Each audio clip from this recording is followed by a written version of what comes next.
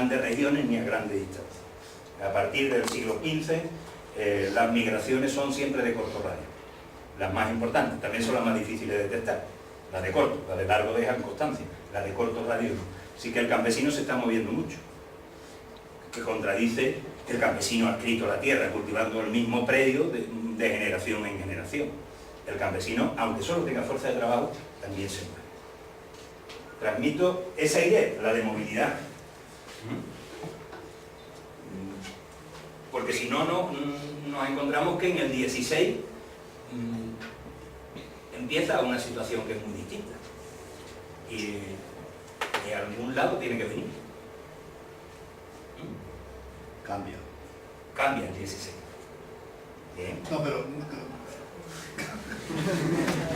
Una pregunta. Perdona, la última pregunta. Es decir, si la población es escasa, Sí. como en todo lo que ocurrió en Europa al este de Europa,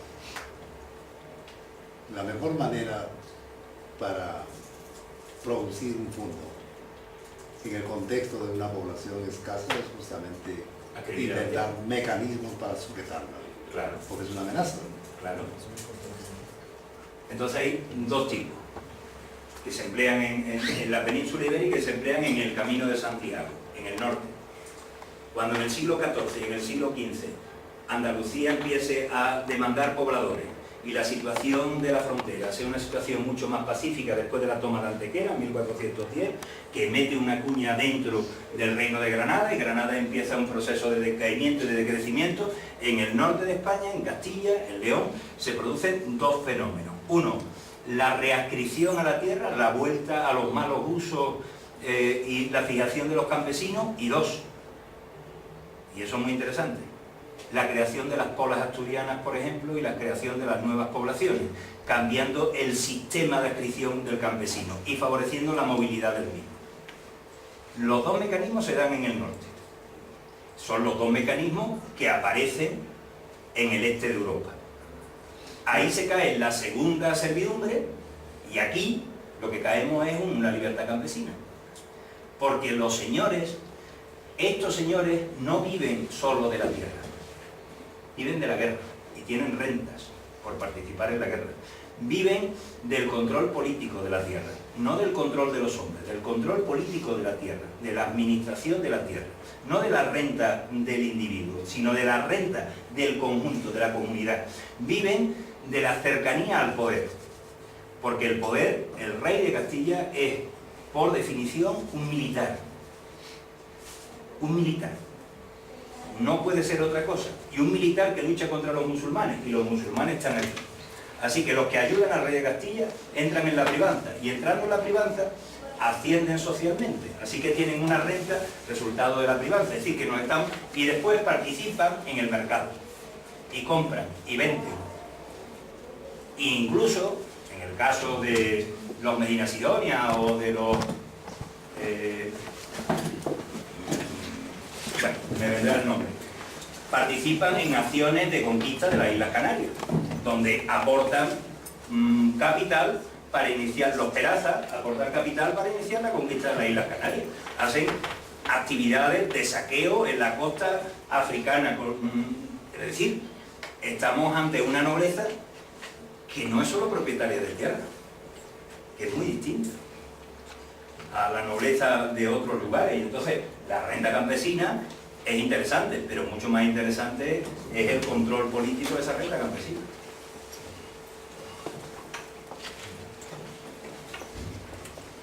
Estamos ante otra cosa. Lo que pasa que, vuelvo a insistir, esa otra cosa es periférica. Absolutamente periférica. Pero no absolutamente periférica con respecto al feudalismo clásico asentado en la Ile-de-France. Absolutamente periférica dentro de la corona de Castilla. Pero no porque lo era entonces, sino porque lo es hoy. Y lo que hay es una lectura de la realidad de regiones que hoy son periféricas desde una visión de hoy, no de la visión del momento. Cuando se empieza a estudiar Andalucía dice, pero ¿cómo Andalucía si en las ferias de Medina del Campo no se establecía como Pues sí, en Andalucía sí. En Andalucía se negocian las letras de cambio. Genovesa es uno de los tres. Génova, Sevilla y Brujas, en el siglo XV. Bueno, los genoveses son los que están movilizando ese tránsito. En Sevilla se negocia. Así que encontramos una realidad que no es igual, que ha sido marginada, por supuesto, porque ¿a quién le ha interesado estudiar Andalucía? A nadie. ¿Por qué? Porque en Andalucía nada más que hay pobre. En Andalucía nada más que hay. Entonces, la dinámica es distinta. Hay que estudiar Valladolid, hay que estudiar Madrid. ¿Madrid qué es? ¿Qué es Valladolid? ¿Qué es Madrid? ¿Qué es Santiago de Compostela? ¿Qué es Lisboa? ¿Qué es Coimbra? Nada. Estamos en una realidad distinta, que cuando llegue el 17, pues se hundirá miserablemente, después del 17, y desaparecerá, dando lugar a una sociedad atrasada, pobre, frente a otras realidades hispanas que salen adelante y nos convertimos en periferia. Somos la periferia de la periferia, porque España es la periferia de Europa. Así que nos ha ido muy mal historiográficamente. Y todas las lecturas pues van hacia esa idea, a la idea de que los modernos en España tendrían que ser los castellanos. A lo sumo, los catalanos aragoneses, que como tenían Mediterráneo, comerciaban mucho. Pero no tenían una plaza donde se negociaban las letras genovesas. Negociaban mucho. Bueno. ¿Y acelero ahora? Bien, seguiremos debatiendo este tema. Vamos a ver. Segundo de los elementos que quiero transmitirte, otra de los mitos. El siguiente mito es el de la ganadería. Como en en Castilla, se había producido un enfrentamiento entre cristianos y musulmanes de manera permanente desde el siglo VIII hasta el siglo XVI, y como eso impedía el desarrollo de la agricultura, puesto que es muy fácil quemar y raciar los campos, se potenció la ganadería como elemento básico. Así que la oveja merina, la de los beremerines, la del norte de África, así que a partir del siglo XIII, se convirtió en un elemento dinamizador de una economía. Cierto. La realidad es que hay una importante cabaña ganadera, hay la lana castellana, se negocia y tiene salida en los mercados, sobre todo a través del puerto de Santander, Laredo, por el norte, a través de la feria de Medina, hacia Flandes, hacia Inglaterra, y es muy cotizada y valorada. Pero eso no impide que la fuerza básica de Andalucía no sea la ganadería. La ganadería está básicamente circunscrita hasta Andalucía. Porque son todas las tierras que iban desde las Extremaduras hacia el sur. La tierra de la Mancha, donde sí aparecen los ganados mesteños descendiendo desde la submeseta norte hacia la submeseta sur, pero rara vez aparecen en Andalucía. Aparecen en el Alto Valle del Guadalquivir en algunas ocasiones, en la zona de Úbeda, la zona de Baeza, con cierta potencia, en todo este sector, que es un sector montañoso, pero no penetran por aquí, porque aquí no hay prados. Ahí hay otra cosa. Así que el ganado mesteño no. El ganado propio de cada uno de los pobladores fue muy importante, porque se llevaba a pastar justamente a esa tierra de nadie, a esa enorme banda en la cual lo único que había que hacer es un aprovechamiento silvopastoril. Cultivar un pequeño lote de tierra, tener ganado y ir al bosque a obtener leña, pesca, caza. Un bosque que ha crecido y ha crecido en unas proporciones enormes, pero no participa de la mezcla. los señores andaluces, no, los gran nobleza andaluza no participa, no tiene rebaños. Otra cosa es que reciba en donación o entre dentro de la rama por casamiento un señorío al norte, que sí tiene esa tradición, y entonces se incorpore como una renta más a la renta nobiliaria, pero no están comprando ganados para moverlos del norte y al sur. Y segundo, el mito de que ese esfuerzo ganadero significó el abandono de la agricultura es falso. Porque hay que producir cereal. No se puede vivir solo de la lana, ni de la carne de cordero. ¿Y por qué se crea el mito? Muy simple. Todas esas tierras que van entre el sistema, entre la submeseta norte y la submeseta sur, a un lado y otro del sistema central, pertenecen a las comunidades de villa y tierra, y sobre todo a las órdenes militares. En 1497, creo que es, Fernando el Católico, como rey de Castilla, se declara maestre de todas las órdenes militares. Es decir, el maestre de la orden militar de Santiago es el rey de Castilla. El de Calatrava, el rey de Castilla. El de Alcántara, el rey de Castilla. Y a partir de ahí, todos los reyes de Castilla son los maestres de las órdenes militares. Las rentas que producen las órdenes militares van directamente al rey de Castilla. Y el rey de Castilla tiene problemas económicos en el siglo XVI, como ustedes muy bien saben, muy importantes. Y hay una fuente de control de renta fantástica, que es cuántas ovejas pasan por determinados puntos. Se cuentan las ovejas y se pagan.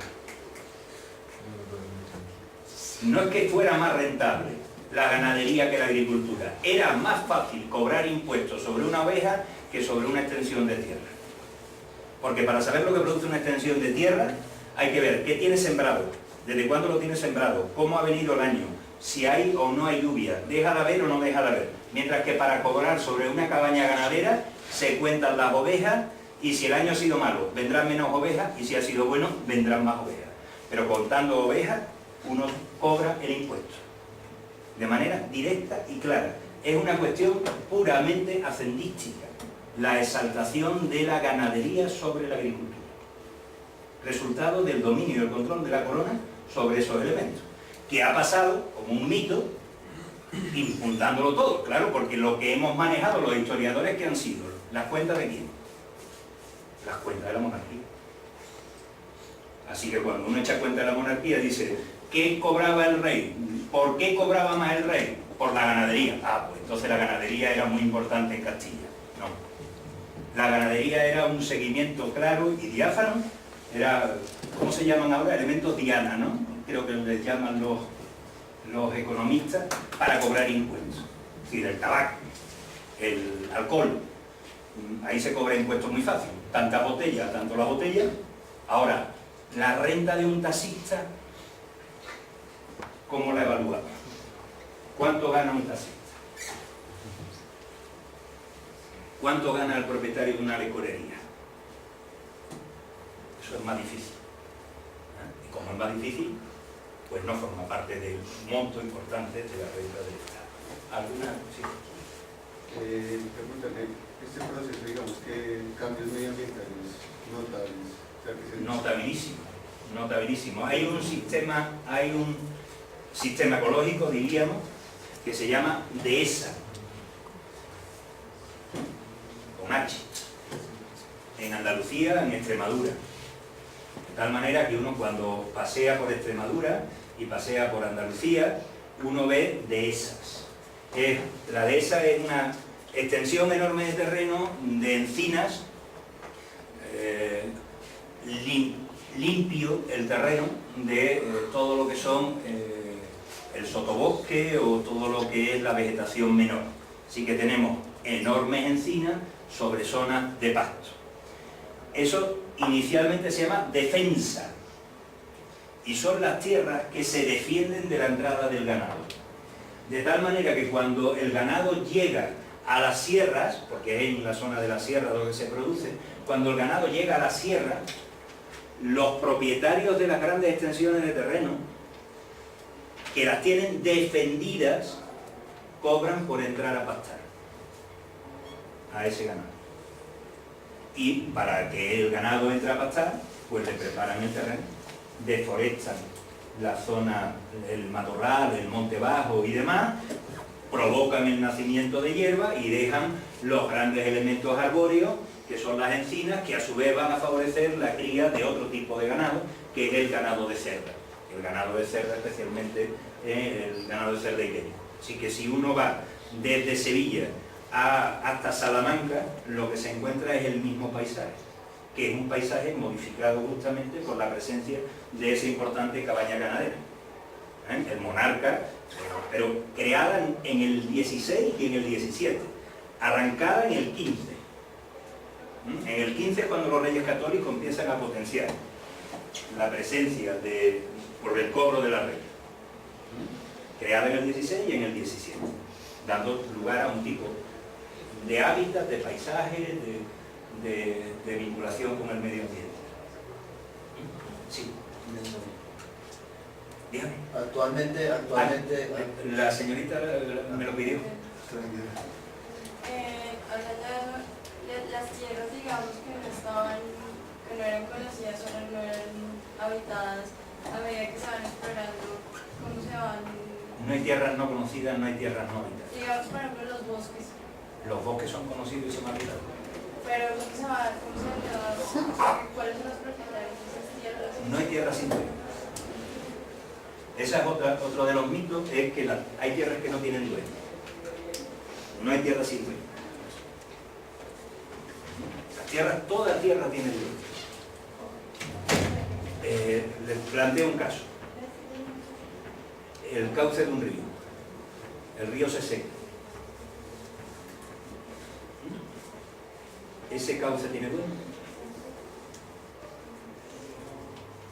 ¿O el primero que llega allí se queda allí y azul? Tiene dueño, ¿no? Toda tierra tiene dueño. Otra cosa es la capacidad que tenga el dueño de hacer cumplir su voluntad sobre la tierra, que se supone que domina y posee mediante una situación de propiedad. Segundo, el hecho de tener la propiedad no necesariamente indica que uno pueda hacer con la tierra lo que quiera. Que es otra idea que también nos han transmitido los liberales. Es decir, el pensamiento liberal nos ha dicho que el dueño de la tierra hace con la tierra lo que quiere. Es falso. Absolutamente falso. En la Edad Media la tierra es compartida y jerarquizada. Cuando digo compartida y jerarquizada es que la tierra es de alguien durante un tiempo y de los demás durante otro tiempo y del dueño durante otro tiempo. Y lo importante no es la propiedad de la tierra. Lo importante es el uso y el usufructo de la tierra. De quien sea propietario da igual. Le explico. Una tierra dedicada al pasto. Si yo puedo entrar con mi ganado, a mí qué me importa quién es el dueño.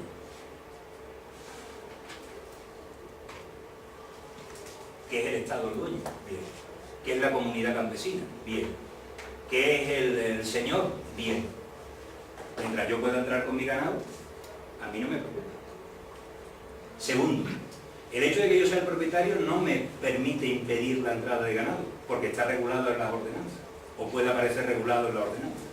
De tal manera que mientras la tierra no esté cultivada, el ganado puede entrar. Si yo no cultivo mi tierra, el ganado entra.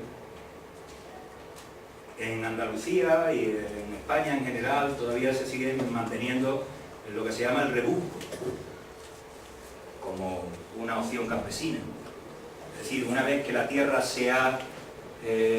que ha pasado la cuadrilla que va segando o que va recogiendo, que el propietario del terreno ha obtenido el beneficio mayor, los campesinos pueden entrar al rebusco.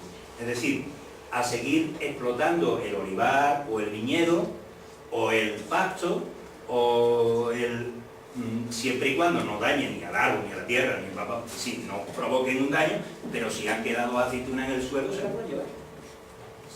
El dueño de la tierra no puede prohibirlo, eso se llama rebufo, y es un derecho campesino.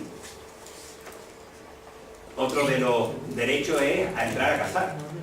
Es decir, el bosque puede ser de quien sea, pero uno tiene derecho a entrar a cazar. Así que, como le digo, nos han vendido que la propiedad de la tierra es la panacea para solucionar todos los conflictos. Y la tierra en la Edad Media es compartida y jerarquizada, es decir, participan varios del uso de la misma y lo participan en distintos niveles. Hoy, ¿qué diríamos?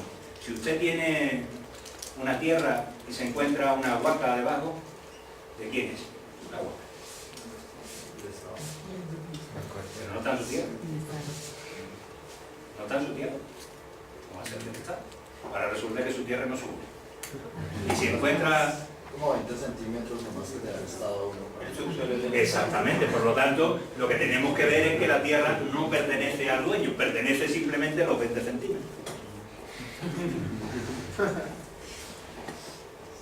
De ahí para abajo, ¿no? Bien, esto daría para otro tema, pero le llamo la atención, no hay tierras de nadie. Por lo tanto, tanto en la península ibérica como en América hay tierras de alguien. Otra cosa es que uno sea capaz de ejercer la propiedad o ejercer el dominio o el control. Hay una cosa que se llama Tratado de Tordesillas. ¿Se acuerdan ustedes? Bien, ya tienen ustedes una división sobre los derechos de ocupación de una y otra corona. ¿Se cumplió? No. Automáticamente el Tratado de Tordesillas se dejó de cumplir. Y por eso es brasileño. Lo cual no quiere decir que sea malo. Bien.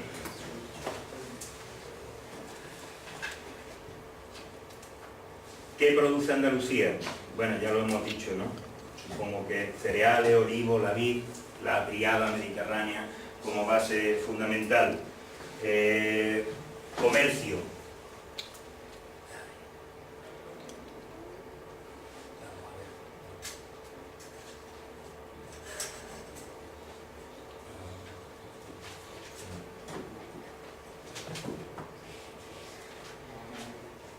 Comercio.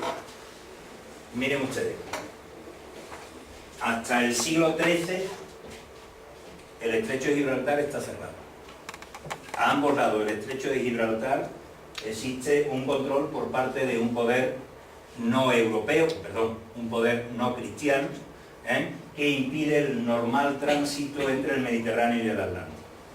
A mediados del siglo XIV se produce lo que se llama la Batalla del Estrecho, que es la apertura de este eje de comunicaciones entre el Atlántico y el Mediterráneo y que acaba con la conquista de Algeciras en el año 1341 y queda Gibraltar, que es lo que intenta conquistar Alfonso X cuando se infecta con la peste y tienen que levantar el cerco. A partir de mediados del siglo XIV, el tránsito entre el Mediterráneo y el Atlántico se puede realizar por el estrecho de Gibraltar. Hasta entonces el tránsito entre el Mediterráneo y el Atlántico, para ser más concreto, entre las ciudades de italianas y las ciudades flamencas, se producía a través del cruce de los Alpes por el puerto de San Gotardo, por el puerto de San Bernardo y más adelante siguiendo el Rin, a través de Champaña, de Lorena, de Borgoña, hasta llegar a Flandes. Ese eje, que es el que va a mantenerse durante el siglo XI, el siglo XII y el siglo XIII, con la apertura del estrecho de Gibraltar se acaba. Se hunde la feria de Champaña, se hunde el comercio non alpino y todo se desvía a través de un nuevo eje. En ese nuevo eje solo hay un puerto, seguro. Sevilla. Así que a partir de ese momento, Sevilla se convierte en una gran metrópoli. ¿De acuerdo? No voy a entrar en contarles a ustedes la presencia del comercio, de las actividades agrarias, de otro tipo de elementos que intentaremos ver mañana con más velocidad. Para intentar mañana cerrar el tema, permítanme que vaya rápidamente a otro elemento que creo que es importante porque nos clarifica de dónde van a salir los capitales también, que es el proceso, cómo se articuló todo el proceso de conquista y repoblación, sobre todo el proceso de repoblación. Con la experiencia que tenía la monarquía castellana intentó organizar todo el proceso de conquista y repoblación a través de los concejos. Es decir, en Andalucía inicialmente no hay señoríos, no hay entrega de tierra para su administración, tierra para su gestión a un señor. Miento, hay un señorío, pero ese es un señorío previo incluso a los procesos de conquista. En el año 1231, cuando se está conquistando el Alto Valle del Guadalquivir, don Rodrigo Ximénez de Rada, arzobispo de Toledo, al frente de su hueste conquista la sierra de Cazorla. Conquista Cazorla y Quesada, es decir, esto que aparece aquí. Y como señor que ha conquistado la tierra se la queda. Es el único señorío que va a aparecer en Andalucía en los primeros tiempos. El resto de la tierra se divide para su repoblación siguiendo el sistema de villa y tierra, ahora en ciudades y tierra, lo que se conoce como cabecera y alfoz, es decir, una ciudad que domina un amplio territorio. Este es el alfoz de Sevilla. Unos 200 kilómetros aproximadamente, por unos 250 más o menos. En forma de T, como ven, con un vínculo en la frontera. Todo este esfuerzo va dirigido a la defensa de ese ámbito frontero. Ámbito frontero que, como comprenderán, es muy extenso. Este es el alfoz de Córdoba. Écija, Carmona, Niebla, Huelva, Jerez. Los del Alto Valle del Guadalquivir son más pequeños, pero como ven son muy estrechos, de tal manera que hay unas tierras que están a un lado del valle y otras que están al otro. Así que Úbeda, Baeza, Jaén, Andújar, Arjona, Santiesteban dominan el territorio y todos ellos se vinculan a la defensa de la frontera. El sistema consistía en generar unas cabeceras lo suficientemente fuertes para repoblar un alfoz amplio en el cual estaban las aldeas que dijimos que tenían condiciones inferiores a los habitantes de la ciudad. Esos habitantes de la ciudad son los que interesan, la ciudad es lo que se interesa que se repueble, y en ella se sitúan a caballeros hidalgos, a caballeros villanos, que en este caso se llaman caballeros ciudadanos, a peones y a sus distintas categorías. Y en el medio rural pues quedan masas de campesinos, propietarios de tierra, que pagan su renta, que se organizan, que se distribuyen y que se mantienen. Pero las decisiones de naturaleza política se toman en cada uno de esos lugares. Ese fue el intento. De tal manera que el rey dominaba a través de la administración real el conjunto del territorio sin participación de la nobleza, que no tenía sitio. Pero esto dura poco, porque el sistema de repoblación concejil fracasa. Los concejos son incapaces de repoblar el territorio. Así que a partir de determinado momento hay que empezar a entregar tierras a gente que sea especialista en la guerra. ¿Quiénes son los especialistas en la guerra capaces de controlar un territorio a cambio de nada? Muy simple, los que lo habían sido en todo el proceso anterior, en las Extremaduras, las órdenes militares.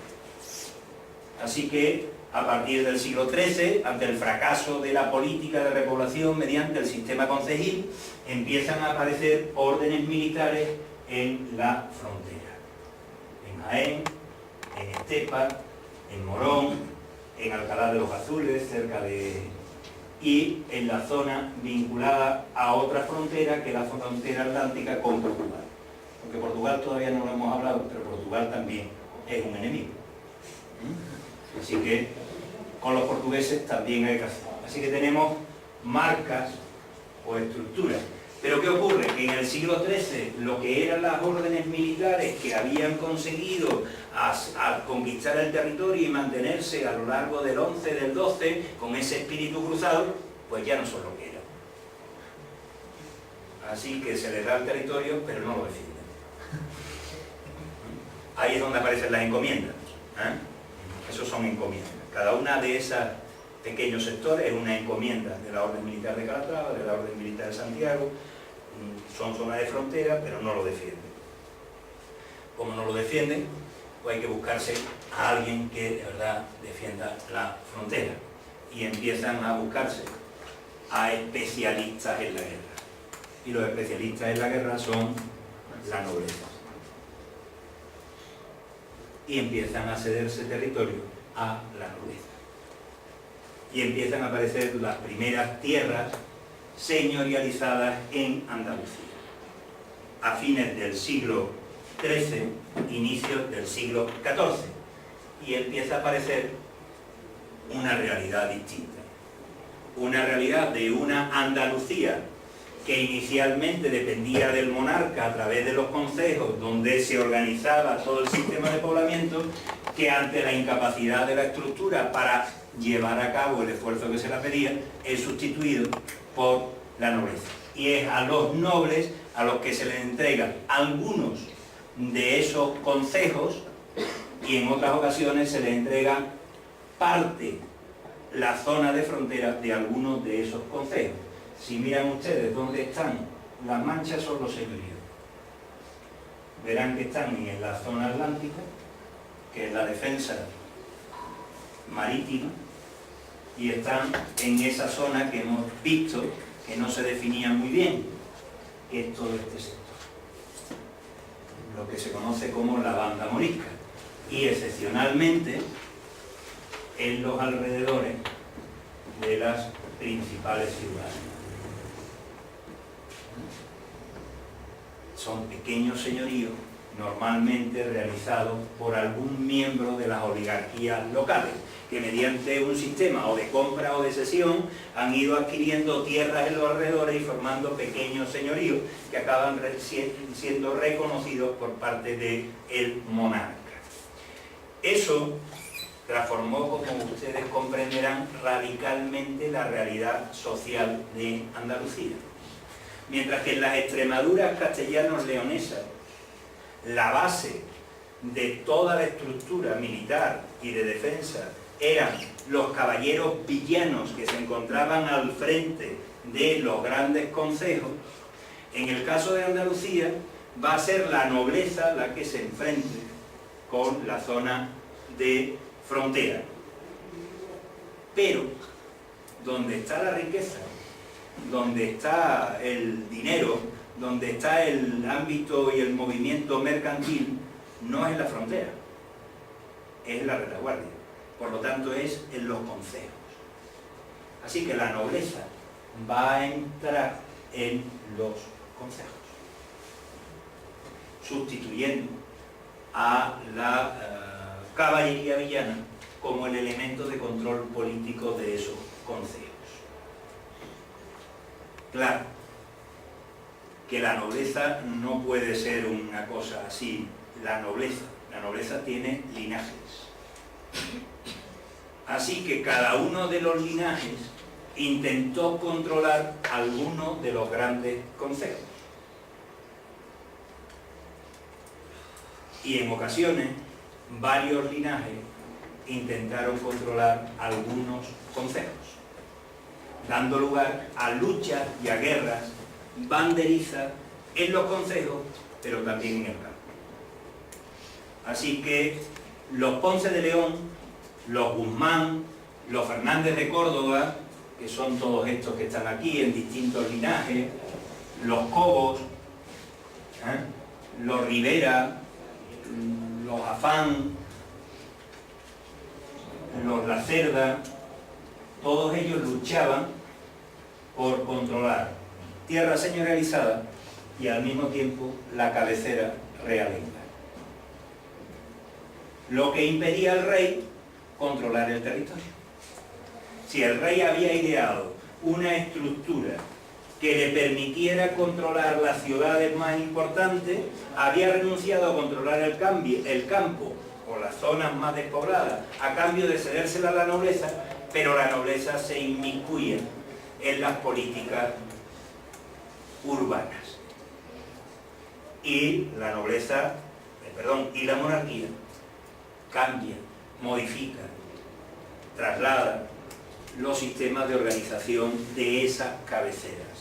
Recuerdan ustedes que en las cabeceras al frente había un concilium, es decir, un consejo, que era una reunión de caballeros, que normalmente, inicialmente era una reunión abierta, más tarde era una reunión cerrada. Solo aquellos que realizaban o que tenían determinado nivel participaban en la misma.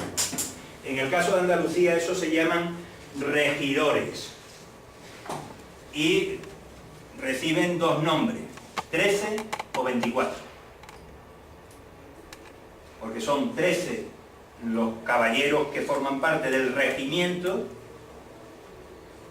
de regir, no es un regimiento militar, se entiende regimiento porque son los que rigen el conjunto de la población, y entonces son los caballeros 13 que hay en Jerez, que hay en Niebla, que hay en Carmona, que hay en Écija, que hay en Arjona, que hay en Jerez, y después están los caballeros 24, porque se supone que son 24 caballeros los que rigen los designios de los grandes concejos, Sevilla y Córdoba y Jaén. Inicialmente 13, después pasa a 24. Así que tenemos un regimiento de 24. ¿Saben ustedes cuántos 24 caballeros tuvo Sevilla a fines del siglo XV? 250. Porque en realidad el término 24 hacía referencia a la presencia en cabildo, pero no hacía referencia al número total. Así que uno podía ser caballero 24 y era un elemento. Esos caballeros 24 estaban un momentito, me completo. Había todavía una cierta participación por parte de los grupos populares, digamos. Y entonces por cada collación, es decir, por cada barrio, se elegía a un jurado, normalmente por el sistema de insaculación. Se sacaba una bola y le tocaba a alguien, porque no había un sistema de representación democrática, no se entendía. Se entendía que cualquiera de los habitantes podría llevar, porque es un sistema de transmisión de necesidades. Cualquiera de los habitantes puede transmitir la necesidad de su entorno sin ser electo. Como comprenderán, al que le tocaba la bolita, pues no estaba muy contento. Y entonces estaba encantado de que alguien viniera y le dijera: no te preocupes que soy yo. Así que rápidamente esos jurados fueron comprados, o el cargo de jurado fue comprado por aquellos elementos más ricos de cada una de las collaciones para tener representación y capacidad política en el concejo. Y ese era el organigrama. ¿Qué hicieron los...? ¿Pregunte o...? Sí, diga. Sino que, bueno, todavía no me queda muy claro, porque dice que la nobleza comenzó a desplazar a los caballeros. Bueno, yo entiendo que normalmente para ser caballero, para que uno tenía que ser de la nobleza. No. Hemos dicho que no. Que había caballería villana, que no era caballería hidalga. Ahora veremos que se da un paso más. Porque el caballero villano es aquel que tiene capacidad económica suficiente para combatir a caballo y por lo tanto combate a caballo, lo que lleva aparejado que rápidamente se iguale sus condiciones a las de la caballería hidalga.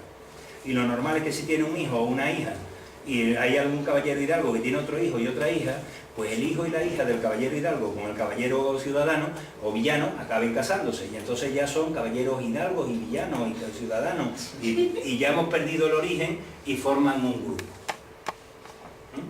Pero en principio es la capacidad económica para combatir a caballo la que da derecho a estar sentado como un caballero en el concejo. ¿Clarificado? Bien, pues entonces ya lo tenemos. Eso era lo normal. ¿Qué hace la nobleza?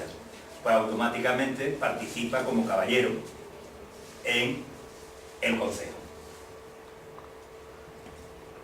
Y cuando llega, pues mientras los demás hablan como pequeños caballeros el otro llega con todo el poderío de la vinculación con el rey, de la capacidad para combatir, tener mesnada, grandes extensiones de terreno, fuerza militar y condiciona las decisiones, articulándose automáticamente en torno a ese noble de una especie de sistema, ahora sí, feudo-vasallático. Porque muchos de esos caballeros villanos, caballeros ciudadanos, entran en acostamiento, que es el término que tienen en Castilla, entran en acostamiento de la alta nobleza. No en el seno de la ciudad, no, en la guerra.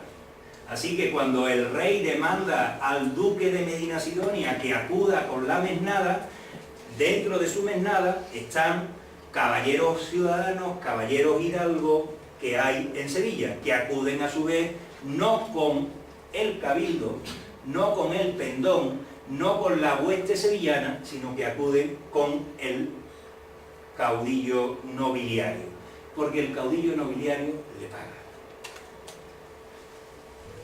¿En qué? Bueno, en muchas cosas. O sea, no solamente en... Así que tenemos que hay todo un sistema que se va gestando en torno al control de esos consejos. Y la monarquía cada vez pierde más el control de los consejos, porque son los grandes linajes, directamente ocupando los cargos o a través de interpuestos los que dominan y controlan. Imaginemos, el duque de Medinasidonia, y esto no es imaginarlo, domina todo este sector, toda la costa atlántica. Por ahí pasa una cosa que se llama el atún rojo, y hay un sistema de captura que es el sistema de almadraba de época romana, tendiendo una serie de redes y haciendo como una especie de laberinto. El atún viene costeando y entra dentro de ese laberinto y se levanta. Las almadrabas de Conil eran una de las más rentables, una de las rentas más importantes que tenía el duque de Medinasidonia, el atún. El atún tiene una ventaja, que es un pescado pero que es una carne. Así que se puede trasladar al interior y se puede consumir dentro. No se deteriora a la misma velocidad que la pesca normal. Bien, pues si el duque de Medinasidonia quería vender atún, supuestamente en Sevilla tendría que pagar la renta por introducir el atún, después que lo introdujeran los caballeros sevillanos que tuvieran atún. Si los vecinos de Sevilla tenían prioridad para introducir los productos, pues se cambia la ley. Y automáticamente el que vende primero el atún no es el propietario o el vecino sevillano, sino que es el duque de Medinasidonia el que tiene la capacidad para vender el atún. Lo que significa que obtiene una renta muy importante. Háganlo ustedes igual con el vino, con el aceite, con el cereal, o indíquenlo por todas las vías posibles. Es decir, si uno modifica, tengan en cuenta que cada una de esas ciudades es una unidad fiscal. Al entrar o salir de la ciudad hay que pagar impuestos, o los productos deben de pagar impuestos, por lo tanto hay una aduana en cada una de esas ciudades. Si uno controla al que decide qué se paga, lo que uno produce pues no paga. ¿En detrimento de quién? De los vecinos de la ciudad. Así que el rey, ¿y en detrimento de quién? Del monarca en última instancia, porque el monarca cobra de los impuestos, la parte correspondiente, que le toca de los impuestos por la alcabala, la entrada o la salida de productos. ¿Qué hace el monarca? Pues intentar controlar. Y empieza a nombrar una cosa que se llaman corregidores. Están los regidores, que son estos caballeros, 24, que no son 24, o 13, que no son 13, más los jurados, más el alcalde mayor, el alguacil mayor, el escribano mayor, el mayordomo, es decir, las distintas figuras que aparecen en los concejos, y el rey nombra un corregidor. ¿Qué fuerza tiene el corregidor? Ninguna. Es un voto. Frente a los numerosos e importantes, es un voto. Pero el voto del corregidor es el voto del rey. Así que a partir de ese momento que empiezan a aparecer los corregidores, muchos de esos caballeros ciudadanos, caballeros urbanos, que no están en acostamiento con ningún otro noble, pues ofrecerán a apoyarlo a cambio de recibir un conjunto de beneficios por parte del corregidor. el corregidor se ennoblece y entonces ya no nos sirve. Así que la figura del corregidor es una figura cambiante y permanentemente cambiante. A uno lo nombran corregidor con unas funciones muy puntuales y concretas durante un periodo corto de tiempo, porque si uno permanece mucho tiempo en un sitio actuando de corregidor, acaba formando una clientela, vinculándose a esa clientela y no defendiendo los principios monárquicos. Así que tendríamos que la monarquía empieza a potenciar a pequeños linajes que entran en la administración para que controlen a los grandes linajes que están en los concejos.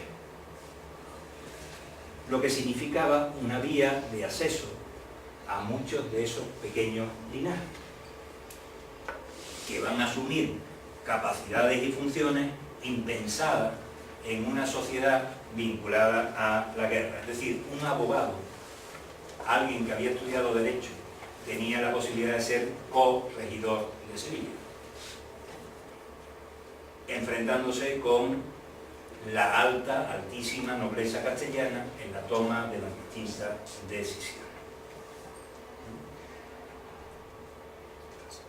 Los habitantes de Sevilla, los caballeros ciudadanos, participaban como mesnada nobiliaria en los procesos de guerra. Así que tenemos que, paulatinamente, esos propietarios de tierra, esos artesanos, y ahora veremos cómo, esos artesanos, esos grandes constructores se van aristocratizando, porque intentan imitar los comportamientos de la aristocracia a la que aspiran a incorporarse. La caballería villana inicialmente era una vía para acceder al control político de las ciudades. En el siglo XIV nadie quería la guerra. Nadie quería participar como caballero villano o caballero ciudadano. De tal manera que, aun teniendo la renta suficiente para formar parte de la caballería villana o de la caballería ciudadana, no hacían uso de la misma. Las mesnadas y las huestes de cada una de esas ciudades que tenían el compromiso de participar con el rey iban descendiendo abrumadoramente. Y Alfonso XI, que es el que innova todo este sistema, pues crea la caballería compulsiva, la conscripción, es decir, la obligación de todo aquel que goce de determinada renta de combatir a caballo. No tiene elección. Es decir, cuando se tasa la renta y los bienes, si uno lo supera, uno tiene la obligación de combatir a caballo. Así que todos esos capitales que hemos visto que se van gestionando a través de la compra o no compra de tierra, a través del comercio o no comercio, a través de la renta feudal o no feudal, de la renta por el dominio de determinada fortaleza, de los acostamientos que se les van pagando, toda esa pequeña oligarquía comercial, agrícola, a partir del siglo XIV, vuelve mediante la conscripción a tener que convertirse en caballería villana, caballería ciudadana. Lo que provoca que todo hombre rico en Andalucía sea, por definición, un caballero. Pero un caballero ejerciendo las funciones de caballero, porque la guerra, les vuelvo a indicar, la tienen al lado, y hay guerra. Eso no quiere decir que haya batallas, verán que batallas no hay guerra. Hay entradas continuas por un lado y por otro, de saqueo, de expolio, de debilitamiento, lo que se llama la guerra económica, que es saquear el territorio y volver nuevamente al lugar de origen. Todos los años, en el mes de junio, cuando antes de que se recoja el trigo, se realizan racias, que es el término que reciben, cabalgadas, reciben en el lado castellano, sobre la Vega de Granada y Talas. Todos los años. Y eso es realizado por esos que son propietarios de tierra, arrendatarios de tierra, grandes comerciantes, grandes dignatarios que tienen la obligación de participar militarmente. Y esa participación militar nuevamente los ennoblece y los hace aristocracia. Sí. Sí, para complicar un poco el mapa, ese flujo que pasa por el estrecho. Sí. Los portugueses entran en juego. Sí. Al comienzo del siglo XV se Sí, toman sí. Ceuta. Sí, sí. Entonces, eso significa que pasa el control del estrecho de los portugueses a los... No. o lo manejan entre El los problema dos. que tiene Portugal es que no tiene puerto. Y que las corrientes en Portugal se encuentra aquí, las corrientes en Portugal son contrarias. Es decir, que uno puede ir desde Portugal hacia España con facilidad, pero si quiere, hacia la actual España, pero si quiere volver tiene que salir. Así que alguien que quiera entrar en Portugal tiene que dar la vuelta. Y eso ya no le merece la pena. Y para eso ya se tiene que ir al Alcázar do Sal o se tiene que ir a Lisboa. Mientras que en el caso de los antepuertos, Jerez, Cádiz, Sanlúcar de Barrameda y el puerto del Guadalquivir, el trayecto desde el estrecho es a mano. Eso es lo que Sí, Portugal explica. está en Ceuta, tiene ahí un punto fuerte, bien, Pero eso no Pero- desplaza... pero eso no por desplaza eso no desplaza. porque la importancia es el puerto. Es decir, Sevilla no es importante por dónde está, sino porque tiene un puerto donde está. Un puerto a cobijo, con capacidad suficiente.